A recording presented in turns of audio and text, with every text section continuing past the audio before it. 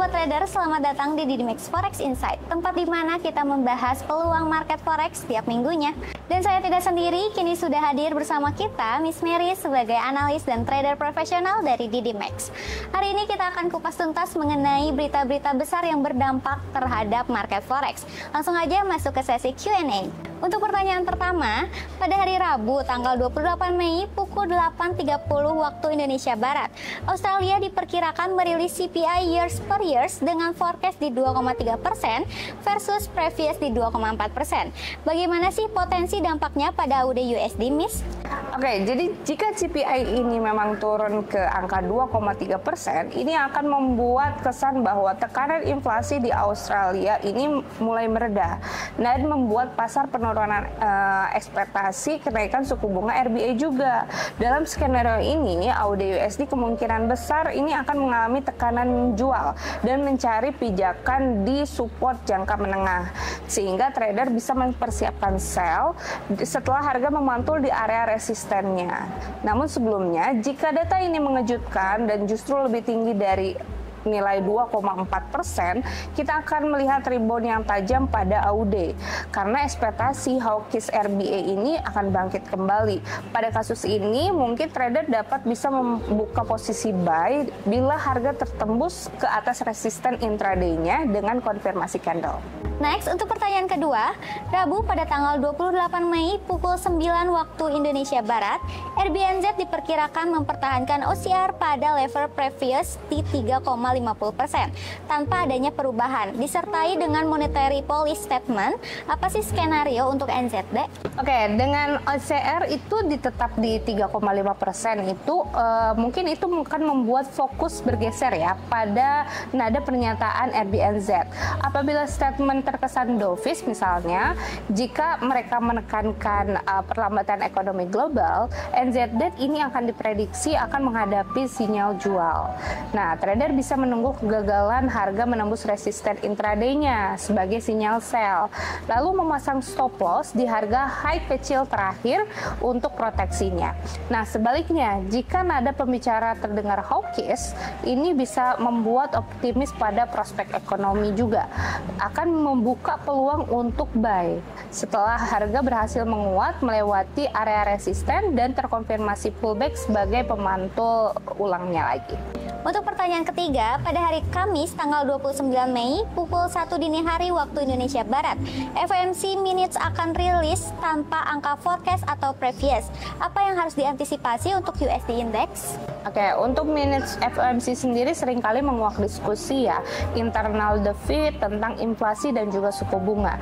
Jika bahasa yang digunakan terdengar hawkish, seperti penekanan pada resiko kenaikan inflasi, maka USD Index ini berpotensi secara signifikan itu akan menguat. Nah, trader juga dapat mendapatkan pending order buy stop di atas level resisten intraday-nya untuk menangkap momentum tersebut. Nah, namun apabila nadanya muncul lebih dovish, menyiaratkan penundaan kebijakan yang ketat untuk USD Index kemungkinan akan melemah. Nah, sehingga sell stop ini di bawah support intraday ini bisa jadi pilihan praktis. Nah, sambil menyesuaikan level stop loss-nya sesuai range volatilitas yang memang lebih awal saat rilis. Untuk pertanyaan keempat, pada hari Jumat tanggal 30 Mei pukul 19.30 waktu Indonesia Barat, Amerika Serikat akan merilis prelim GDP quarter to quarter dengan forecast minus 0,3%, sama seperti previousnya yaitu di minus 0,3%. Apa implikasi jika angka sesuai atau mengejutkan? Oke, jadi kalau misalkan forecast ini kan identik banget dengan previous ya, reaksi pasar diperkirakan akan terbatas jika data keluar sesuai ekspektasi. Namun trader juga sebaiknya tetap mewaspadai pivot mingguan. Jika harga mampu menutup di atas pivot tersebut, ini menandakan bias bullish moderat pada USD. Nah, sebaliknya, kegagalan menahan di pivot ini bisa menjadi isyarat untuk melakukan selling on rally. Apabila data ternyata lebih buruk dari minus 0,3%, maka USD kemungkinan besar akan tertekan sangat jauh, memberikan ruang bagi mata uang mayor lain untuk lebih menguat. Dan jika data lebih baik dari ekspektasi, USD bisa mengalami rebound yang layak ditangkap melalui short squeeze pada area resisten intraday-nya. Next, untuk pertanyaan kelima, pada hari Jumat tanggal 30 Mei pukul 19.30 waktu Indonesia Barat, keluar Employment Claims Amerika Serikat dengan forecast di 229K versus previous di 227K. Bagaimana skenarionya? Oke, untuk klaim pengangguran ini sedikit naik ya ke angka 229.000. Ini akan menyiratkan perlambatan ringan di pasar tenaga kerja Amerika Serikat. Sehingga ekspektasi Fed untuk mempertahankan nada hawkish mungkin akan teredam. Dalam skenario ini sentimen ini risk off ya. Akan mendukung safe haven, menekan juga USD JPY ke area support intraday dan membuka peluang sell.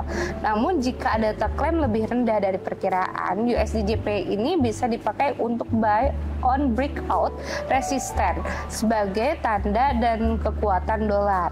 Apapun hasilnya, manajemen resiko tetap kuat, wajib ditempatkan di bawah support atau di atas resisten utama.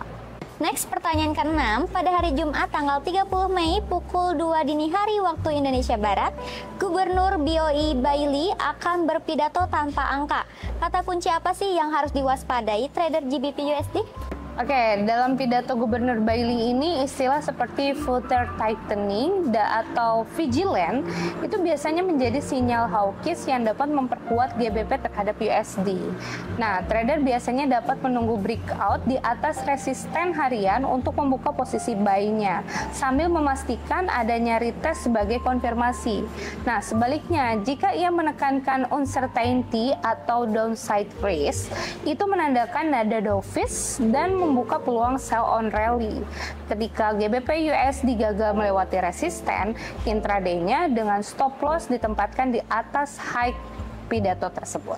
Pertanyaan ke-7, pada hari Sabtu tanggal 31 Mei pukul 8.30 waktu Indonesia Barat, China merilis manufacturing PMI dengan forecast di 49,5 versus previous di 49,0. Meski sedikit membaik, angka masih di bawah 50. Apa artinya untuk risk sentiment dan USD CNH? Oke, untuk PMI di bawah level 50 ini menegaskan sektor manufaktur Cina ya masih dalam kontraksi. Walaupun forecast ini lebih tinggi dari previous, sedikit meredam tekanan. Sentimen risk off-nya ini tetap dominan sehingga USD CNH ini berpotensi menguat. Trader juga dapat mengamati apakah harga gagal menembus zona supply jangka pendek sebagai sinyal sell atau jika terjadi breakout. Nah, menunggu pullback atau buy on dip yang berhati-hati sembari menyesuaikan stop loss juga di atas level supply utama.